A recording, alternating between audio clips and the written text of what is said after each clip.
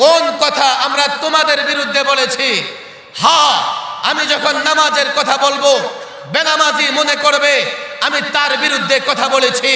আমি যখন রোজার কথা বলবো তো যে রোজা রাখে না সে মনে করবে আমি তার বিরুদ্ধে বক্তৃতা করেছি। আমি যখন সুদের বিরুদ্ধে কথা বলবো সুদখোর মনে করবে আমি তার বিরুদ্ধে কথা বলছি। আমি যখন দুর্নীতির বিরুদ্ধে কথা বলবো দুর্নীতিবাজ মনে করবে আমি তার বিরুদ্ধে কথা বলেছি।